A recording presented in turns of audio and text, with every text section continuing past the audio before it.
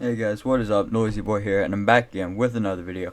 And today, as you can see, finished top 5,000 in the world, and using Giant Skeleton Balloon. I'm going to be going over some replays that got me there. And I'm pushing trophies as a level 12, so there's going to be pretty difficult matchups, just because I'm under-leveled. It's going to put me in a damage deficit a lot, and it's going to be difficult to overcome, but...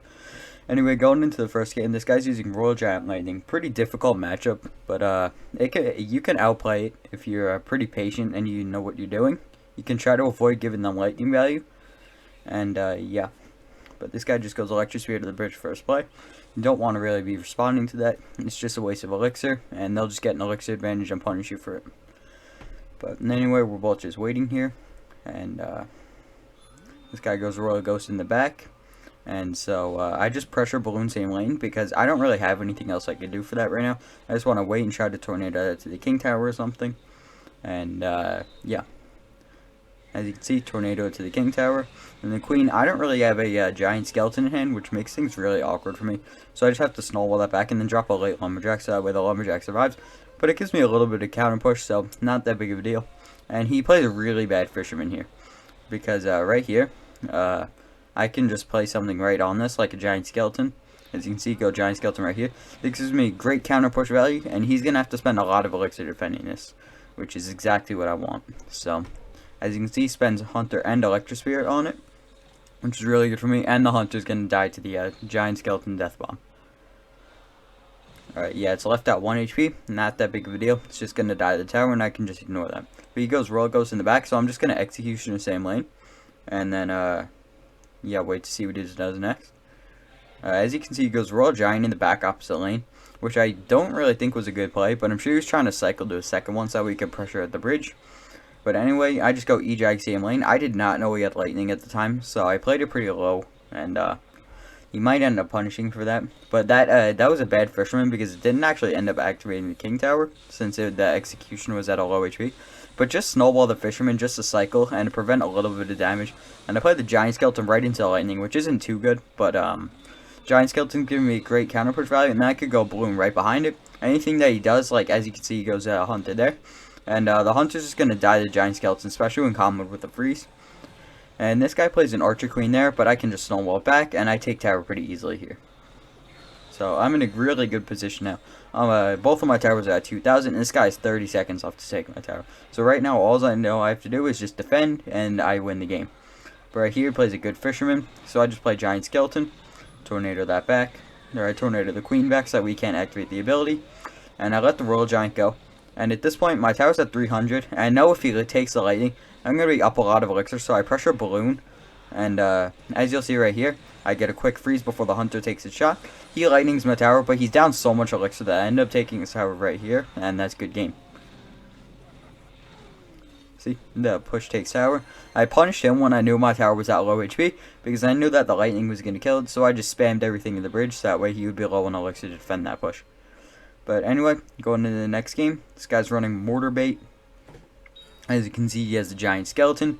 I mean, the Skeleton King. Skeleton King is really good, pretty annoying for me to deal with, and overall its ability is super strong, so you got to be careful about that. But he goes Spear Goblins to the bridge first play. I just lumberjack them. I don't really know what he has, but it's not really a bad play. I mean, if you don't do it, it's whatever. But I figured I'd do it just to save me the damage, especially since I'm level 12. But this guy goes in for a Skeleton King. Me not knowing he was going to play Skeleton Barrel, I played my Executioner, which actually ends up costing me a lot of damage, especially with the mistimed Tornado. And this is really bad for me. As you can see, that one skeleton gets like 500 damage, which I don't really want to be seeing. Especially in this matchup. I don't want him to get the early damage lead, because then that just puts me in a really bad position, and I'll end up being down damage later in the game, which I'll have to make up. And you don't really want to be in that position, although it is winnable. But anyway, here, I go for a giant skeleton. I let the mortar connect, and then I end up just trying to get a huge counter push value. As you can see, he goes Dark Goblin right there. And then, yeah, I just snowball and freeze that Dark Goblin. Like, freeze snowball will kill the Dark Goblin, which is really easy when you have to get it off the field. Although it will put you in an elixir deficit, which is not ideal, but is really the only way you can kill their Dark Goblin, so it's what you have to do. As you can see, Skeleton King dies, so I can just let that go. E-Drag actually lives, which is pretty annoying for him, but he can just yeah, just go Mortar right there. But when you go for a low Executioner here, it'll actually just keep the Mortar targeted on, and they'll give me good counter push value. So you want to be doing that when they go Mortar in the middle. You always want to be saving your Executioner for the Mortar in this matchup. Like, if you're not saving your Executioner for the Mortar, you're going to be taking a lot of Mortar damage, or you're going to be overspending. Although you can try to use that to get a counter push, it's not really ideal. But this guy goes in for a cannon cost, so I just go for a low G-Jag, building up a push, go Giant Skeleton on top of it. This is giving me another big counter push opportunity. Now double Elixir's coming up, so I can try and go a balloon with it. And I can just wait for the Dark Goblin to get a good free snowball. As you can see, I just tornadoed there. I was trying to predict the Dark Goblin, but he ended up not playing it. So that's well played on his end, I guess. But right here, I just let this push go. I just want to reload in the back with an Executioner. This pretty much just blocks the whole lane. He can't spam into that. So like versus Mortar Bait decks, if you have a really awkward Psycho, don't be afraid to be cycling Executioners in the back. It'll just block off the lane, and they won't be able to spam into you if you're doing that. But anyway, I just built up another big push. As you can see, balloon over there. I have Electro Dragon and the Executioner here, and that Mortar just gets melted. And this push is going straight for his tower. And yeah, you also really want to be using your tornadoes offensively against this matchup. You don't really want to be using too many defensive tornadoes because you're not going to break through without using your tornadoes offensively. As you can see right there, offensive tornado got me so much damage with pulling in the Dark Goblin and everything. But right here, another defensive Executioner. I played it low because I thought he was going to try and predict it with a cannon cart, and I was correct. He ended up trying to predict my Executioner. So that allows me to just drop a Giant Skeleton on it and clean it up pretty easily. And right here, this is game. All I have to do is tornado in this Dark Goblin, and then I'm just going to get balloon death damage and win the game. It's not, as you can see, that prediction Executioner. Like, when they're in desperate situations, they're going to try and predict your cards on their Mortar, like he did with that cannon cart. But anyway, that was a pretty good second game. And going into the next match, this guy's running 2.6 Hog, but he's running a pretty weird version with Queen and Lightning and Valk. Not really something you want to be seeing, honestly. Lightning is super annoying and Queen is super annoying. Valk gets a ton of value in this matchup, and he can just cannon pull all your stuff. And he goes Hog first play. My hand is awful here. Like, there is nothing I can do for this. I end up having to completely overspend on it, which is not really what you want to be doing in this matchup.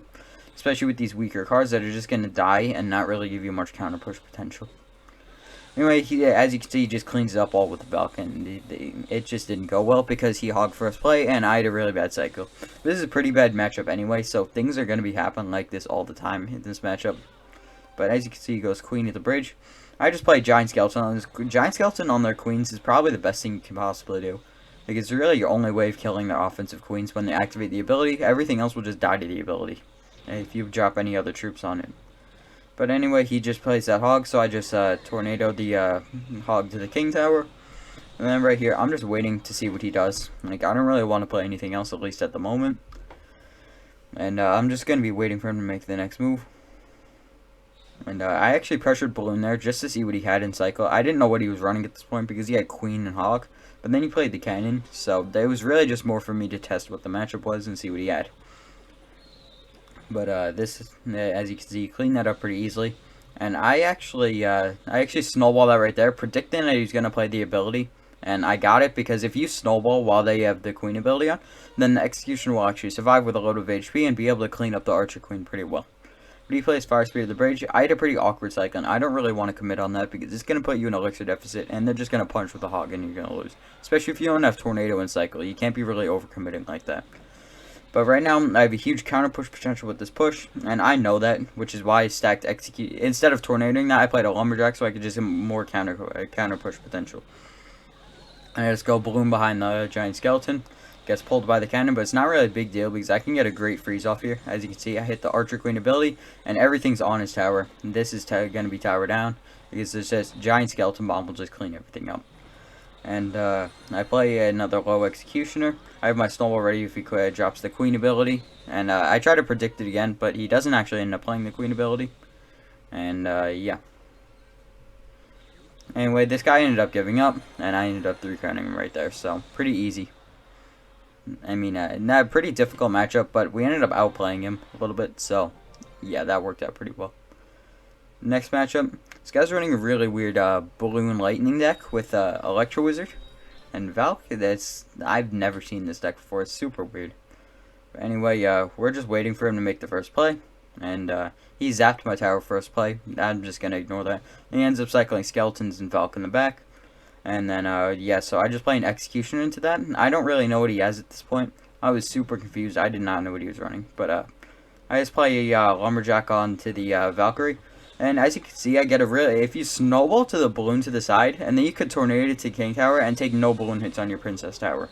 So, like, that's a really good tip if you guys are wondering how you can get to the balloon to the King Tower without taking any Princess Tower damage. You can snowball the balloon to the side, and then tornado it to the King Tower. Anyway, I just played a balloon there. Pressure, I thought I was up Elixir, but he ended up having an Electro Wizard, which I did not know, so... That didn't really work out, and I played that Executioner just because I was, well, when I'm level 12, the Electro Wizard on its own, if you ignore it, it ends up getting like 1500 damage. It's not really something you want to deal with, but if you're max level, if you're equal level with them, then you could just ignore that Electro Wizard. It's really just because I'm under leveled that I played that Executioner on it. But anyway, I just go Electro Dragon, snowball this, and then that's going to be fully countered. No big deal. I actually ended up tornadoing that. I wasn't sure if it was going to get a hit or not, but it was just to be safe. Anyway, he just counters that with Skeletons. I'm surprised he didn't try to go for the King Tower activation, but he didn't really have a good hand for that anyway, so... I just played Giant Skeleton same lane into that Electro Wizard. It's just going to give me a big push potential. This guy ends up pressuring at the bridge, which is really good for me, because as you'll see right here, I get a great freeze. I'm able to clean up everything with that Executioner. Great Executioner value that he just gave right to me. He just fed me that. Anyway, as you can see, I'm just going to go Lumberjack Balloon at the bridge. Since he played his Inferno Tower right there, if you go Balloon all the way on the edge, it'll actually fly past the Inferno Tower. And his Inferno Tower is level 13, so it just dies right there. And so this is pretty nice for me. And I get a Balloon hit, which is really nice. But right here, I end up going for another low Executioner. This is just going to block off the bridge. He won't be able to pressure into that with a Valk Balloon, which I know he was really wanting to do. But now I just go Giant Skeleton in the back again. He still can't pressure because the Executioner is right there and it's still blocking everything. But right here, I felt like he was going to try and pressure with a balloon. So I played the Electro Dragon, and yeah, he pressured with the balloon. But this is really good for me because now I can just pressure with the balloon, and I can just snowball his balloon back with my snowball. And yeah, I ended up taking no balloon damage because it was a really well-timed snowball. And then that was a great freeze on my end, and tower down. Good game. Alright, so going into the next match, this guy was running a graveyard deck with Archer Queen, Valk, and Dark Prince. Not really too good of a matchup. Not really something you want to be seeing when you're playing this deck, because they can pretty easily defend everything. And as you can see, he goes Tombstone first play. I'm just going to be snowballing that. I don't really want to be committing into the Tombstone, because, well, it's just going to get me nowhere, and the Tombstone isn't going to be really dealing any damage to my tower, so it's just something I can ignore. And I'm just waiting for him to make the next play. I'm willing to wait till double Elixir if I have to. And as you can see, just waiting. And this goes all the way till double. Both of us just waiting. And yeah.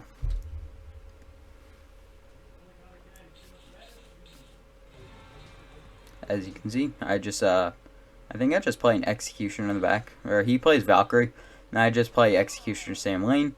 This is really just going to clog the lane, and he can't really stack anything behind it. And he plays a poison on the Executioner, so that just opens me up to go for an Electro Dragon, because now he can't really kill my EJ.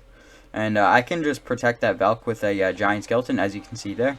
And I can Tornado in that Archer Queen, and that's going to die, which is really bad for him, because now he doesn't really have too much defense for a Lumberloon push. As you can see, go Lumberjack Balloon at the bridge. Perfect opportunity. He has no air counters in his hand outside of the Tombstone. And as you can see, he doesn't even have a Tornado, so he can't pull that to the King Tower or anything. And actually snowball that Queen into the opposite lane, which was really well played on mine, because now the Balloon's just going to be able to get to the tower, and I take tower. And yeah, that's a good game. When they play their Archer Queens in the middle like that, you can usually snowball them or tornado them to the opposite lane, and it just allows your push to get to their tower pretty easily, and you'll end up getting a lot of damage for it. It wins me a ton of games all the time. Anyway, going to the next match. The guy is running a Elixir Golem Rage, which is a pretty easy matchup, but if you get into an awkward cycle, they can 3-count you pretty easily, so it's not really safe, but it's pretty easy, if that makes any sense. The guy just goes Electro Spear first play, Don't really want to respond to that. I just ignore it. Let him do his thing. And he just arrows. Again, I don't have a good hand. I can't snickle a snowball or anything, so I just wait for him to make the next play. And yeah. As you can see, he just rages his tower. Just going to fast forward to see if he does anything. Well, he goes Elixir Golem in the back there, which I can just play an Execution into that. And when you play Execution into that, you can just play Giant Skeleton right in front. This is just going to completely clog the lane. He can't really play anything to that, and anything he does play is just going to die. Because Executioner and Giant Skeleton are two really strong defensive cards. And since I didn't have enough Elixir for Tornado and Freeze, I Tornadoed to the Electro Dragon to the opposite lane. But if you have 7 Elixir and Tornado Freeze in hand, you want to be going Nato Freeze on their whole Elixir Golem push, and it'll actually, the Executioner combined with the Nato Freeze will kill everything that they have on the map. Like, they cannot break through that. As you can see, I just freeze that right here. I hit one of the E-Barbs, and I kill the Inferno Dragon with it. It was really nice for me because I get a balloon hit from it. And at this point in the match, I don't want to overcommit with the Giant Skeleton in the bridge, but I do it anyway just because I thought he was going to go Elixir Golem in the back. And I tried a Tornado that's at the opposite lane to try and get my Giant Skeleton in the tower, but it didn't work. So I just go with an eject here, and this is still going to completely block off anything he tries to do. And as you can see, Giant Skeleton's wall forward. He has to respond to that even more, which is not really what he wants to be doing. And Electro Dragon turns around, and as you can see, pretty easy matchup. Kind of easy for me to defend. It's not really much he can do unless he gets me in an awkward cycle. Anyway, his eject kills my eject, but no big deal because I just have this huge counter push, and the eject's just going to die anyway. And I have a balloon down. I can just snowball his Inferno Dragon to reset it. And then I can just get a really good freeze, and I can kill that Inferno Dragon and take tower. Especially if I were to Tornado the Inferno Dragon back, which if I thought it was going to be a little bit closer, I would have Tornadoed the Inferno Dragon back just to ensure that I took his tower without my balloon dying. But anyway, going into the final game, we're versus Pekka Bridge Spam. This is a really difficult matchup. You can win it if you survive till double, but more often than not, you're going to end up losing your tower in single elixir or 2 towers, and it's just going to go downhill from there. But anyway, he goes first play. I can just Tornado the Sick King Tower. If you time it perfectly, you can actually do it for 0 hits, and you'll be perfectly fine and take no damage from it.